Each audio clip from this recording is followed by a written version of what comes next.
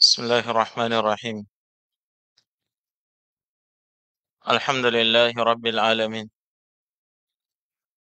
Wassalatu wassalamu ala al-mab'uth rahmatan lil alamin. Nabiyyina Muhammadin wa ala alihi wa ashabihi wa man tabi'ahum bi ihsanin ila yaumiddin, amma ba'd. Al-ikhwa wal akhawat, hadirin wal hadirat, rahimani wa rahimakumullah. Qala Syekhul Islam Ibn Taimiyah rahimahullahu ta'ala, wa minal imani billah al-imanu bima wasafa bihi nafsahu fi kitabih wa bima wasafahu bihi rasuluh min ghairi tahrifin wala ta'til wa min ghairi takyifin wala tamthil.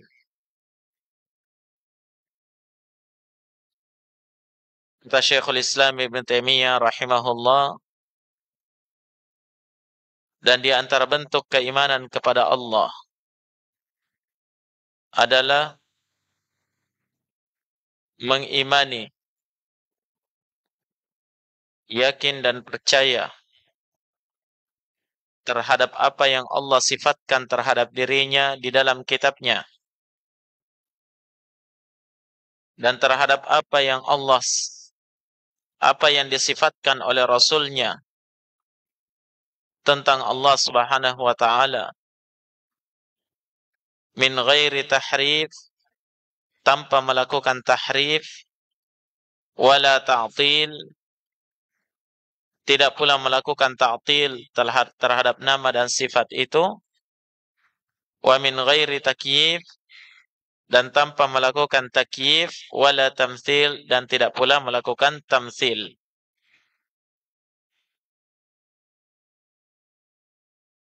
Sebagaimana yang telah kita sebutkan pada pelajaran yang telah lalu, bahwa pada kalimat ini Syekhul Islam rahimahullah mulai menjelaskan perkara keimanan itu secara rinci. Mulai dari keimanan kepada Allah Subhanahu wa ta'ala. Di sini disebutkan di antara bentuk keimanan kepada Allah adalah mengimani, yakin dan percaya akan adanya nama-nama dan sifat-sifat Allah Subhanahu wa ta'ala. Ini yang dikenal dengan penyebutan al-asma was sifat, nama-nama dan sifat Allah. Dari bentuk keimanan kepada Allah Subhanahu wa ta'ala, tatkala seorang hamba meyakini Allah memiliki nama yang sempurna, Allah memiliki sifat yang tidak ada tandingannya. Naam. Karena sesuatu itu dikatakan ada ketika ada sifatnya. Terkadang perkara itu tidak mampu kita lihat dengan pandangan mata kita, tapi kita yakini akan keberadaannya. Kenapa? Karena ada sifatnya. Nah, Allah Subhanahu wa ta'ala kita yakin akan keberadaannya karena Allah memiliki nama dan sifat yang sempurna. Allah Subhanahu wa ta'ala berfirman di dalam Al-Quran, walillahil asma'ul husna fad'uuhu biha wadharul ladhina yulhiduna fi asma'i sayujazawna ma kanu ya'malun. dan hanya milik Allah Subhanahu wa taala nama-nama yang husna, nama-nama yang baik, nama-nama yang indah, sampai pada puncak kebaikan dan keindahan. Itu husna. Allah menetapkan pada dirinya ada nama dan sifat. Dan setiap nama Allah terkandung padanya sifat bagi Allah Subhanahu wa taala. Walaupun tidak sebaliknya. Tidak seluruh sifat Allah itu adalah nama bagi Allah. Bisa difahami? Ya. Misalnya Allah Subhanahu wa taala memiliki nama Ar-Rahman, yang maha mengasihi. Ya. Ketika Allah bernama Ar-Rahman, berarti Allah juga bersifat dengan sifat rahmah, sifat kasih sayang. Nah, seperti itu ya. Tapi tidak semua sifat yang disebutkan dalam Al-Quran itu adalah nama bagi Allah. Tidak semua. Kalau begitu, yang mana yang lebih banyak? Nama atau sifat? Sifat lebih luas dibandingkan nama Allah. Nah, ini yang disebutkan oleh para ulama dengan kaidah babus sifat awsa'u min babil asma. Bab yang membahas tentang sifat Allah itu lebih luas daripada bab pembahasan apa? Nama-nama Allah Subhanahu wa taala. Dari mana kita mengetahui adanya nama dan sifat bagi Allah? Ya. Tentunya di dalam Al-Quran, ya. Dan di dalam hadits Nabi yang sahih. Allah katakan dalam ayat tadi, walillah, dan hanya milik Allah al-asma'ul husna, nama-nama yang baik. Fada'uhu biha. Maka berdoalah kalian kepada Allah menggunakan nama-nama yang baik itu. Ini namanya tawassul, ya. Tawassul yang disyariatkan. Berdoa kepada Allah dengan perantara menyebutkan nama dan sifatnya. Fada'uhu biha, kata Allah. Berdoalah kepadanya, kepada Allah, biha, dengan nama-nama itu. Kemudian kata Allah, وَذَرُوا الَّذِينَ يُلْحِدُونَ فِي أَسْمَائِهِ. Dan biarkanlah orang-orang yang melakukan ilhad. Ilhad itu penyimpangan. Ilhad berasal dari kata lahad. Apa itu lahad? Ya. Kita semua tahu apa itu lahad, ya. Liang lahat. Bagaimana itu liang lahat? Dia menyimpang ke samping. Ya. Dari dinding kubur ke bawah, menyimpang ke samping, namanya lahat. Iya. Kata Allah, وَذَرُوا الَّذِينَ يُلْحِدُونَ فِي أَسْمَائِهِ. Dan biarkan orang-orang yang melakukan ilhad, penyimpangan pada nama-namanya. سَيُجَزَوْنَ مَا كَانُوا يَعْمَلُونَ. Pasti mereka akan dibalas sesuai dengan apa yang telah mereka perbuat. Ini menunjukkan Allah benci terhadap orang-orang yang melakukan penyimpangan terhadap nama-namanya, terhadap sifat-sifat Allah. Bagaimana itu bentuk penyimpangan dalam nama dan sifat Allah? Banyak bentuknya. Di antaranya disebutkan oleh Syekhul Islam di sini. Makanya Syekhul Islam menegaskan, ya, kita beriman kepada sifat-sifat Allah. Bima wasafa bihi nafsah fi kitabih. Dengan apa yang Allah sifatkan terhadap dirinya di dalam kitabnya. Di dalam Al-Quran.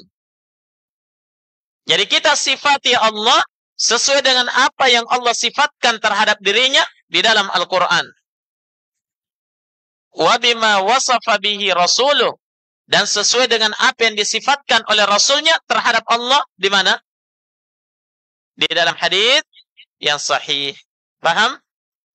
Ya, dalam hadis yang sahih. Ini menunjukkan apa? Penetapan nama dan sifat Allah itu adalah tauqifiyah. Apa artinya tauqifiyah? Harus sesuai dengan dalil. Tidak bisa orang menetapkan, oh, nama ini cocok untuk Allah. Iya. Oh, Allah itu bagusnya bersifat seperti ini.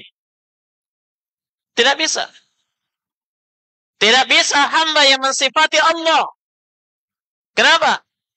Karena keilmuan kita tentang Allah itu terbatas. Walaupun itu baik. Tapi tidak benar. Kalau seorang hamba menetapkan nama dan sifat untuk Allah. Tapi kita menetapkan nama dan sifat untuk Allah sesuai dengan dalil Al-Quran. Apa yang tertera dalam Al-Quran berupa nama dan sifat Allah kan sebagai nama dan sifat untuk Allah. Apa yang tertera dalam hadis yang sahih dari Nabi Sallallahu Alaihi Wasallam kita tetapkan sebagaimana datangnya. Itu akidah Ahlus Sunnah tentang nama dan sifat Allah Subhanahu Wa Taala. Ada yang melakukan penyimpangan? Banyak. Di antara bentuk penyimpangan, apa yang ditegaskan oleh Syekhul Islam di sini? Kata beliau, penetapan min ghairi tahrif wala ta'til wa min ghairi takyifin wala tamtsil. Ini bentuk-bentuk penyimpangan di sini. Dalam nama dan sifat Allah. Penetapan tanpa melakukan tahrif, ta'til, takyif maupun tamtsil. Bisa difahami? Ya. Sekarang ya, kita akan membahas satu persatu. Apa itu tahrif, ta'til, takyif, dan tamtsil? Ini bentuk-bentuk penyimpangan di dalam nama dan sifat Allah. Banyak bentuk penyimpangan di dalamnya. Tapi ya, ini yang paling besarnya, ini yang paling banyaknya terjadi penyimpangan pada nama dan sifat Allah. Ya, pada tahrif, ta'til, takyif, dan tamtsil. Ada juga nanti disebut dengan tafwid. Ya, itu juga bentuk penyimpangan terhadap nama dan sifat Allah Subhanahu wa Ta'ala. Sebelum kita membahas satu persatu dari istilah yang disebutkan oleh Syekhul Islam di sini, dari bentuk-bentuk penyimpangan terhadap nama-nama Allah, ya, satu yang ingin kita tekankan di sini, apa yang sudah kita sebutkan juga tadi, bahwa akidah Ahlus Sunnah tentang nama dan sifat Allah adalah ya, menetapkan nama dan sifat untuk Allah sebagaimana apa yang Allah tetapkan pada dirinya dalam Al-Quran dan sebagaimana apa yang ditetapkan oleh Nabi terhadap Allah di dalam hadis yang sahih. Tidak keluar dari lingkup ini. Faham? Iya. Tidak keluar dari lingkup ini. Nah, kemudian penetapan Ahlus Sunnah terhadap nama dan sifat Allah itu adalah menetapkan sebagaimana datangnya. Penetapan sebagaimana datangnya. Tidak dirubah-rubah maknanya maupun lafaznya, ya, maksudnya tidak dirubah-rubah. Sesuai dengan apa yang datang dalam Al-Quran dari satu nama dan sifat Allah, apa yang terdapat dalam sunnah Nabi dari nama dan sifat Allah, kita tetapkan sebagaimana datangnya. Ingat ya, sebagaimana datangnya. Tidak dirubah-rubah. Itu akidah Ahlus Sunnah. Nah, saya berikan contoh di sini. Ketika Allah Subhanahu wa Ta'ala mensifati dirinya dengan Maha mendengar lagi Maha melihat. Sami'un basir. Disebutkan dalam Al-Quran ya. Innallaha huwas sami'ul basir. Sungguh Allah, dialah yang Maha Sami' dan Maha Basir. Sami' berasal dari kata as-sama', pendengaran. Ya. Sami' ini kata sifat. Dan sekaligus merupakan ismul mubalaghah. Ini dalam istilah sharaf ya. Nah, artinya apa? Allah tidak sekedar mendengar, tapi pendengarannya sampai pada puncak kesempurnaan pendengaran. Makanya menggunakan wazan fa'il, sami', basir, maha melihat, sampai pada puncak kehebatan dan kesempurnaan penglihatan. Faham? Iya. Allah sami'. Allah bernama dengan sami'. Iya, sama. Maha mendengar. Iya. Allah bersifat dengan sifat sami'. Maha mendengar. Allah maha basir. Maha melihat. Iya. Maka ketika ditetapkan seperti itu, iya, kita dapatkan dalam Al-Quran seperti itu, maka kita tetapkan sebagaimana datangnya. Faham? Iya. Tetapkan sebagaimana datangnya. Allah mendengar, Allah melihat. Iya. Ketika ada orang yang mengatakan Allah melihat, tapi melihat maksudnya di situ mengetahui. Bukan melihat seperti apa yang kita fahami. Nah, ini sudah apa? Melakukan ilhad. Penyelewengan dari apa? Dari apa yang Allah tetapkan pada dirinya dalam Al-Quran. Bisa difahami? Iya. Allah mendengar. Iya. Katanya Allah mendengar. Tapi tidak seperti yang kita fahami mendengar. Tapi mendengar di sini maksudnya apa? Iya. Allah melingkupi segala, melihat Allah melingkupi segala sesuatu. Mendengar katanya Allah mengetahui segala sesuatu. Iya. Berarti ini melakukan apa? Ilhad, penyimpangan dari nama dan sifat Allah. Kalau begitu apa yang harus kita lakukan? Ketika datang nama Allah, Allah maha mendengar, Allah maha melihat. Ini nama sekaligus sifat bagi Allah. Faham ya? Berarti Allah bernama Sami', As-Sami', Al-Basir, dan Allah juga bersifat mendengar dan bersifat melihat. Iya. Kita tetapkan Allah mendengar dan kita semua faham apa itu mendengar. Iya. Allah melihat dan kita semua faham apa itu melihat. Paham? Sekarang ada orang yang mengatakan, kalau kamu tetapkan Allah melihat, berarti kamu samakan Allah dengan makhluk. Iya. Kamu samakan Allah dengan makhluk. Kenapa? Karena makhluk juga melihat. Makhluk juga mendengar. Jawabannya gimana? Sama-sama melihat dan sama-sama mendengar. Tapi kaifiyahnya berbeda. Cara melihat dan cara mendengarnya berbeda. Sudah? Faham sampai sini? Ini yang tidak bisa difahami oleh ahlul bid'ah. Ya. Mereka menolak nama dan sifat Allah. Kenapa? Karena mereka telah menyerupakan Allah dengan makhluk. Supaya Allah tidak serupa dengan makhluk, nama ini harus ditolak. Sifat ini harus dibuang. Padahal Allah tetapkan di dalam Al-Quran dan Sunnah. Iya. Ingat ya, kita tetapkan Allah melihat, Allah mendengar, ya Allah segala-galanya, tapi ya pendengaran dan penglihatan yang sesuai dengan kebesaran dan keagungan Allah tidak sama dengan satupun dari makhluknya. Laisa kamitslihi syai'un wa huwas sami' al-basir.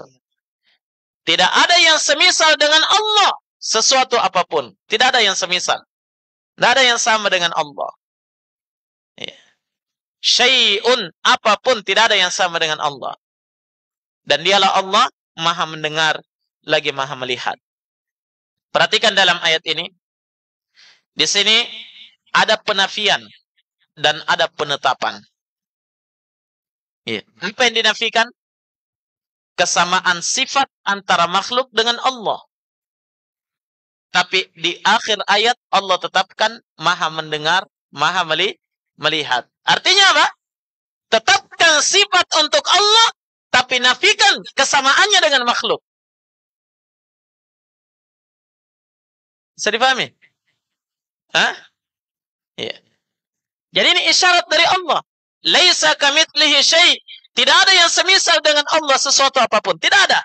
Ini harus dinafikan. Tapi harus ditetapkan juga. Allah punya sifat mendengar. Allah punya sifat apa? Melihat. Berarti apa? Kita tetapkan Allah mendengar, Allah melihat. Tapi tidak sama dengan satu pun dari pendengaran dan penglihatan makhluk. Kalau belum bisa paham sampai di sini, ya, maka berat. Ya, dia bisa apa? Menetapkan sifat untuk Allah. Pasti dia menolak sifat untuk Allah. Jelas ya? Makanya dari kalangan ahlul bidah ada yang menolak. Ada juga yang menetapkan tapi berlebihan dalam menetapkan. Nanti akan kita jelaskan.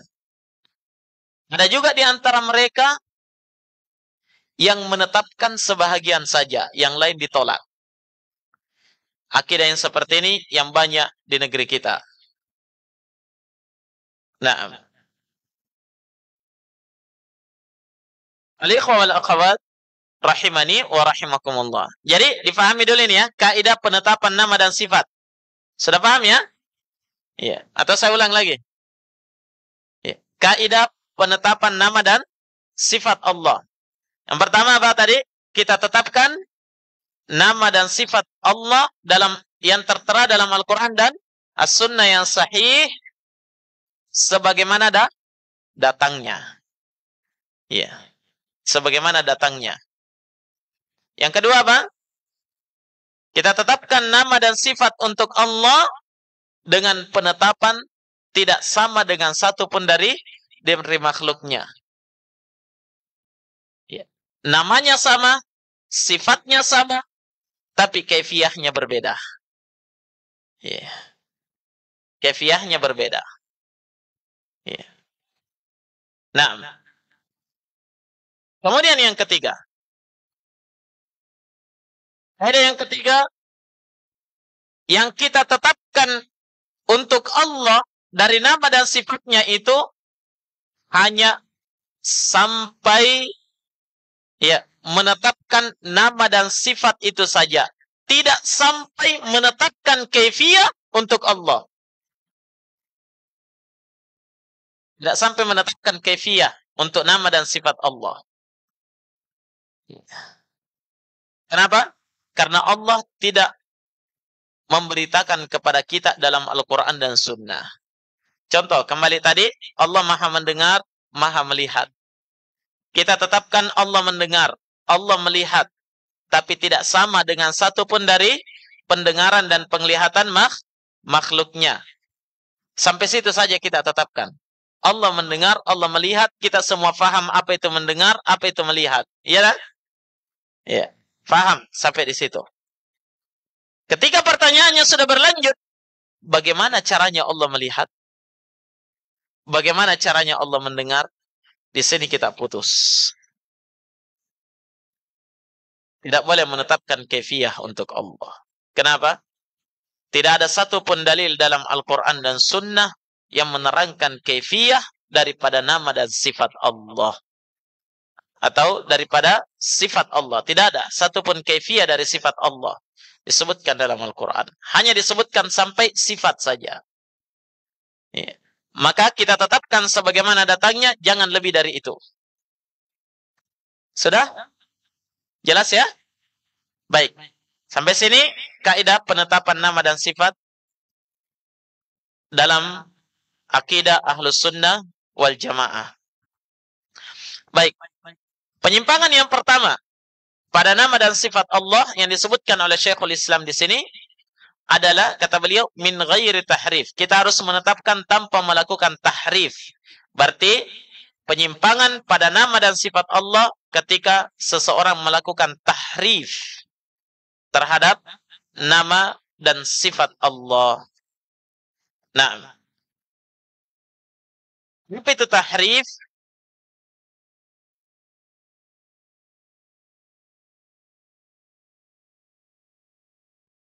Tahrif dalam istilah para ulama, dia adalah sarful kalami an zahirihi al-mutabadir minhu ila makna akhar. Tahrif itu adalah sarful kalam, memalingkan sebuah pembicaraan. An zahirihi, dari zahirnya. Apa yang nampak dari pembicaraan itu dipalingkan dari makna zahirnya, yang bersumber darinya. Kemana? Ila makna akhar, kepada makna yang lain. Itu namanya apa? Tahrif. Jadi lafadznya seperti ini, tapi maknanya begini. Jelas? Iya. Seperti tadi yang kita contohkan ya. Allah melihat, Allah mendengar, katanya apa? Bukan seperti yang kita pahami mendengar, tapi mendengar yang dimaksud di sini mengilmui, mengetahui. Iya. Berarti memalingkan dari makna apa? As-sami' kepada al-ilm. Mendengar kepada ilmu. Contoh yang lain. Ketika Allah menetapkan untuk dirinya dalam Al-Quran, apa? Yadullahi fawqa aydihim. Tangan Allah itu berada di atas tangan-tangan mereka. Lihat tangan. Iya. Ketika mereka tidak mau menetapkan tangan untuk Allah. Kenapa? Karena makhluk punya tangan. Kalau dikatakan Allah punya tangan, berarti sama dengan makhluk. Kalau begitu apa yang mereka lakukan? Ditahrif. Tangan di sini maksudnya bukan seperti yang kita fahami. Tapi tangan di sini maksudnya adalah al-quwwah, kekuatan. Lihat, memalingkan dari makna zahirnya kepada apa? Kepada makna yang lain. Itulah tahrif. Ya. Kalau ahlu sunnah tadi gimana? Dapat ayat tangan Allah di atas tangan-tangan mereka. Kita tetapkan untuk Allah. Iya. Tangan. Allah punya tangan? Punya tangan. Sama dengan tangannya makhluk? Tidak sama. Kaifiyahnya berbeda. Terus bagaimana kaifiyah tangannya Allah? Jangan bicara. Ya. Hanya sampai di situ saja kita diberikan ilmunya. Ya. Allah berfirman, وَلَا يُحِيطُونَ بِهِ عِلْمًا. Dan mereka, manusia, itu tidak mampu melingkupi Allah dengan ilmunya. Tak bisa. Tapi Allah yang melingkupi kita dengan ilmunya. Apapun kita, bagaimanapun kita, luar dan dalam, nampak dan tersembunyi, semuanya diketahui oleh Allah. Tapi Allah, ilmu kita tentang Allah terbatas. Ya, terbatas pada apa? Pada apa yang diberitakan oleh Allah saja. Kalau tidak ada beritanya, jangan coba-coba bicara. Nah, inilah tadi namanya tahrif ya. Tangan, kekuatan. Iya. Ini biasa, nanti kalau baca dalam terjemahan Al-Quran itu biasa ada seperti itu. Ya. Memang dari sisi bahasa Arab, terkadang kekuatan itu dibahasakan dengan tangan. Tapi ini tidak boleh dilakukan pada nama dan sifat Allah. Jelas ya? Iya. Contohnya misalnya Nabi bersabda, "Man ra'a minkum munkaran falyughayyirhu biyadihi. Siapa di antara kalian yang melihat kemungkaran, hendaklah dia rubah dengan apa? Dengan tangannya. Maksudnya dengan apa? Dengan kekuatan dan kekuasaannya. Itu. Dari sisi bahasa Arab memang ada. Tapi kalau ini dibawa kepada nama dan sifat Allah, tidak boleh. Boleh kalau ada dalilnya.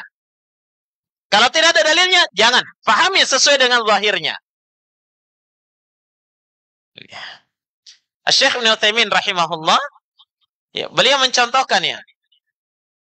Kalau orang masih belum bisa paham. Contoh tadi tangan ya. Ya. Kalau ditetapkan tangan untuk Allah berarti sama dengan makhluk. Makhluk juga punya tangan. Kalau mereka belum bisa paham, ya diberikan permisalan oleh Syekh Ibnu Utsaimin. Kata beliau, terkadang sama-sama makhluk itu punya tangan, tapi kefiahnya berbeda. Ya kan? Ya. Sidik jari saya dengan sidik jari antum saja berbeda. Padahal sama-sama tangan. Ya tidak? Dicontohkan oleh Syekh Ibnu Utsaimin, tangan antum dengan tangannya monyet sama-sama tangan. Iya, sama-sama tangan. Tapi apakah sama kefiahnya? Beda. Kalau makhluk dengan makhluk saja, sama-sama namanya, tapi beda hakikatnya, beda bentuknya, beda kefiahnya. Bagaimana lagi kalau antara hamba dengan Allah? Faham? Kalau belum paham sampai di sini, saya tidak tahu bagaimana lagi cara menjelaskannya sehingga bisa paham. Baik. Nah, jadi seperti itu ya. Ini namanya tahrif. Baik, kita kembali. Tahrif dalam istilah para ulama seperti itu. Ya, memalingkan sesuatu ya dari makna zahirnya kepada makna yang lain. Ya, bisa ditambahkan tanpa dalil. Ya, tanpa dalil. Jadi harus terikat. Kalau misalnya kalian mengatakan tangan yang dimaksud dalam ayat ini adalah kekuatan, mana dalilnya? Kalau dari sisi bahasa Arab, iya, kita sepakat. Memang ada. Ya. Tapi dalam hal ini kita tidak boleh menetapkan tanpa dalil. Para sahabat Nabi dahulu juga baca ayat ini. Dibacakan oleh Nabi kepada mereka. Tapi tidak ada di antara mereka yang mempertanyakannya. Ya. Semuanya diyakini, diimani sebagaimana datangnya. Tanpa melakukan tahrif. Baik. Kata para ulama, tahrif yang dilakukan oleh ahlul bid'ah itu ada dua bentuk. Yang pertama, ada yang disebut dengan tahrif lafzi. Mungkin kita maknakan tahrif di sini dengan penyelewengan ya. Penyelewengan makna. Begitu ya? Mungkin tepatnya dalam bahasa Indonesia, tahrif penyelewengan makna. Baik. Jadi yang pertama, ada tahrif lafzi. Penyelewengan secara lafadznya. Jadi yang diselewengkan itu lafaz daripada dalil. Iya. Lafaz daripada dalil. Jadi bukan maknanya yang diselewengkan, tapi memang lafaznya. Lafaz ayat atau lafaz hadis. Ini yang diselewengkan. Dan ini ada 3 macam bentuknya. Tahrif lafzi itu ada 3 macam. Yang pertama adalah tahrif bisyakl. Yang dirubah, yang diselewengkan itu adalah syaklnya, baris dari suatu ayat. Ya. Baris dari suatu ayat. Di dalam Al-Quran, Nabi Shallallahu Alaihi Wasallam mengajarkan kita membaca misalnya dalam surah An-Nisa ya, wa kallamallahu Musa taklima. Apa artinya? Hah? Dan Allah berbicara kepada Musa dengan sebenar-benar pembicaraan. Sekarang siapa yang bicara? Allah atau Musa? Musa atau Allah? Allah. Wa kallamallahu, dan Allah berbicara kepada Musa dengan sebenar-benar pembicaraan. Ya. Tapi ahlul bid'ah tidak mau menetapkan kalau Allah itu bicara. Makanya Al-Quran, mereka tidak mau menetapkan apa? Al-Quran kalamullah. Ya, mereka mengatakan Quran itu makhluk. Tidak mau mereka mengatakan Al-Quran kalamullah, pembicaraan Allah. Karena mereka tidak mau menetapkan Allah berbicara. Jadi menurut mereka itu Allah itu bisu. Nah, ya. Ketika dalam ayat ini katakan wa kallamallahu Musa, Allah berbicara kepada Musa dengan sebenar-benar pembicaraan, katanya salah harakatnya. Yang benarnya wa kallamallaha Musa taklima. Apa yang dirubah tadi? Hu menjadi ha. Ya, kenapa? Ya, kembali ke pelajaran nahwu. Ya.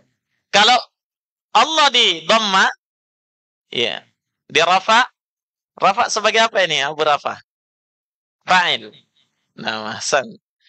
Jadi dia sebagai fa'il ya, pelaku. Berarti kalau dia Allah di dhamma, ya, marfu, berarti apa? Allah itu pelaku. Allah yang berbicara kepada Musa. Dirubah di fathah. Kalau di fathah sebagai apa dia? Maf'ulun bih. Iya. Sebagai maf'ulun bih, penderita, ya kan? Berarti siapa yang bicara? Musa bicara kepada Allah. Ini merubah apa? Merubah harokatnya saja. Sudah beda maknanya. Iya kan? Iya. Kalau dalam bahasa Indonesia susah dirubah, ya. Musa makan roti. Tidak bisa jadi roti makan Musa. Tapi kalau dalam bahasa Arab bisa dirubah. Dengan merubah syakelnya saja. Iya. Harokatnya saja dirubah. Iya. Ini yang dilakukan oleh ahlul bid'ah. Berani merubah Al-Quran. Demi apa? Demi kesesatan mereka. Karena tidak mau menetapkan Allah itu bicara. Itu saja. Nah. Jadi itu bentuk yang pertama ya.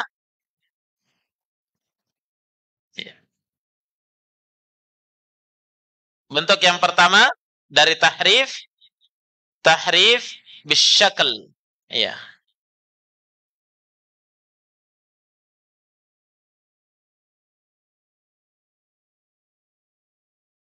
Bentuk yang kedua dari tahrif. Tahrif lafaz ini ya. Tahrif lafzi. Yang pertama tahrif bisyakl. Yang kedua tahrif biziyadati harfin.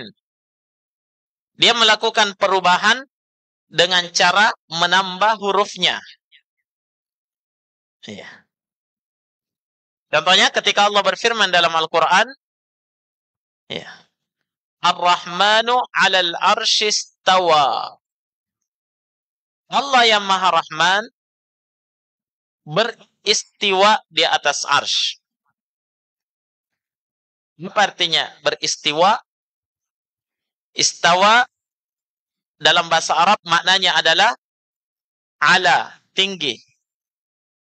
Wasa'ida, naik. Wartafa'a, terangkat. Wastaqarra, menetap. Ya. Ini 4 maknanya. Semua bermakna di atas. Ya. Saya ulang. Ala, di atas. Wartafa'a, terangkat. Apalagi? Sa'ida, naik. Wastaqarra, menetap. Dalam bahasa Arab disepakati makna istawa 4 ini. Semuanya bermakna di atas. Tapi ahlul bidah tidak mau menetapkan kalau Allah itu di atas. Terus Allah di mana? Di mana-mana. Anehnya ketika mereka menetapkan Allah di mana-mana, ketika minta ke atas. Dia tidak minta ke belakang, ya Allah. Kasih ini, ya Allah. Tidak. Dia minta ke atas. Nah, setiap selesai sholat lagi berjamaah, minta ke atas. Tapi Tapi ketika ditanya Allah di mana? Di mana-mana. Kenapa kamu tidak minta di mana-mana?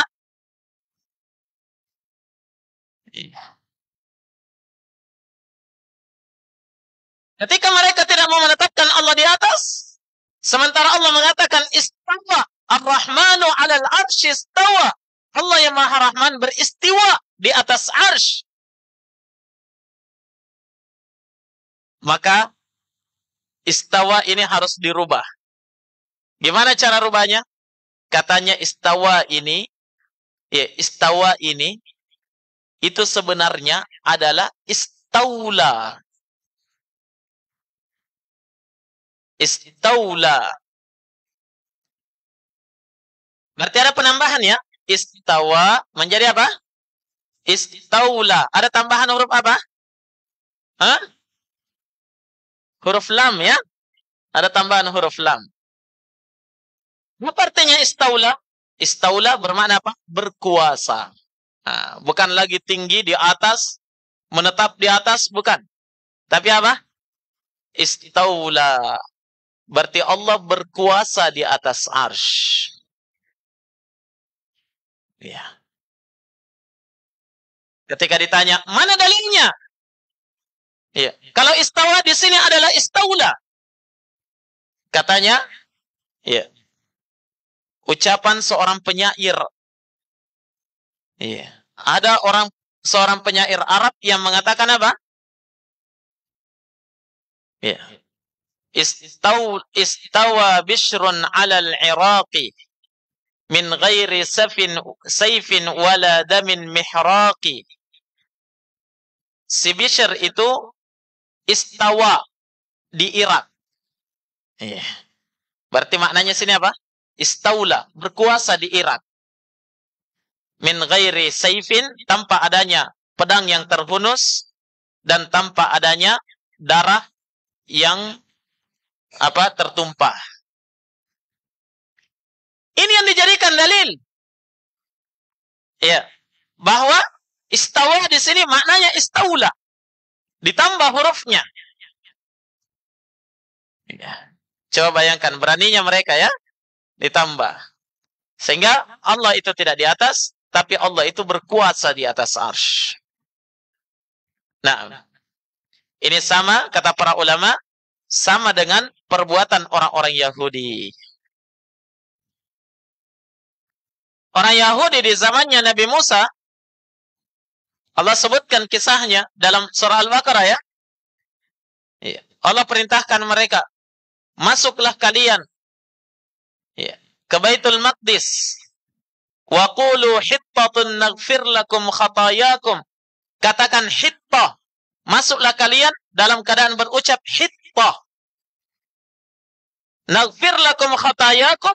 Pasti kami akan mengampuni dosa-dosa kalian, kata Allah. Jadi syaratnya, masuk ke Baitul Maqdis dalam keadaan aman, ucapkan hittah. Hittah, permohonan ampun kepada Allah Subhanahu wa taala. Tapi ini kaumnya Nabi Musa, orang Yahudi ini tak mau mengucapkan itu.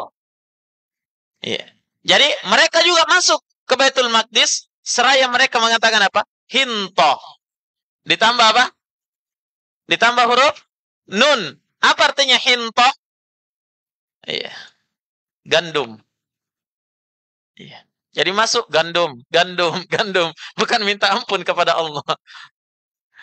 Makanya kata para ulama, ahlul bid'ah menambahkan lam, sementara orang Yahudi menambahkan nun. Dalam melakukan tahrif terhadap ayat-ayat Allah Subhanahu wa ta'ala. Baik, itu biziyadah.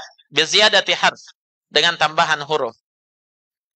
Yang ketiga, ada tahrif bentuknya biziyadati kalimah, dengan tambahan kata. Bukan lagi huruf ditambah, bukan lagi harokat yang dirubah, tapi katanya ditambah. Seperti apa? Ketika Allah berfirman, وَجَاءَ رَبُّكَ وَالْمَلَكُ صَفًّا صَفًّا. Dan Tuhanmu pada hari kiamat akan datang di hadapan seluruh makhluk, dan malaikat pun datang bersaf-saf. Iya. Mereka katakan Allah tidak datang. Kalau dikatakan Allah datang berarti sama dengan makhluk. Iya. Jadi gimana maknanya di sini? Katanya di situ iya ada kata yang dihilangkan. Apa itu? Wajaa amru rabbik, dan telah datang urusan Tuhanmu. Bukan Allah yang datang, tapi urusannya Allah. Iya. Ada yang menyebutkan utusannya Allah. Iya. Nah, contoh misalnya dalam sabda Nabi sallallahu alaihi wasallam, "Yanzilu Rabbuna tabaraka wa ta'ala kulla lailatin ila sama'id dunya hina yabqa thulutsayil lailil akhir." Rabb kita azza wa jal itu turun ke langit dunia setiap sepertiga malam terakhir. Ya. Allah berfirman, "May yad'uni fa astajib lah." Siapa yang berdoa kepadaku di saat ini, saya akan kabulkan. Wa may yastaghfiruni aghfir lah. Siapa yang mohon ampun kepadaku di saat ini, aku akan ampuni dia. Ya. Syahidnya di sini, yanzilu Rabbuna, Tuhan kita turun ke langit dunia. Nah, yanzil. Katanya Allah tidak turun. Sifat turunnya Allah dinafikan. Terus apa maksud daripada hadis ini? Ya, kalau mau mereka mengatakan hadis ini dhaif, tidak ada jalan karena ini disepakati para ulama ahli hadis akan kesahihannya. Ya, makanya satu-satunya jalan yang mereka bisa lakukan adalah ditambahkan, ditahrif dengan cara menambahkan kalimat. Katanya bukan yanzilu Rabbuna, Rabb kita turun, bukan. Tapi yanzilu rahmatu Rabbina. Turun rahmat kasih sayang Tuhan kita. Tahrif dengan tambahan kata. Paham ya? Baik. Kita pindah pada jenis yang kedua dari tahrif tadi. Adalah tahrif al-ma'nawi. Dia lakukan penyelewengan, penyimpangan dari sisi maknanya. Bukan lafadznya yang ditambah, ya, atau diselewengkan harokatnya, tidak. Tapi yang diselewengkan adalah maknanya. Ini yang banyak dilakukan. Ini yang banyak mereka lakukan ya. Penyelewengan apa? Makna. Tahriful makna. Seperti tadi yang kita contohkan tangan ya.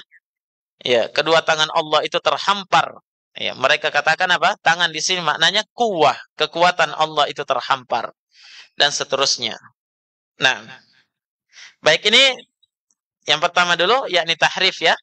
Penyelewengan atau penyimpangan ilhad yang mereka lakukan dalam nama dan sifat Allah adalah melakukan tahrif terhadap nama dan sifat Allah.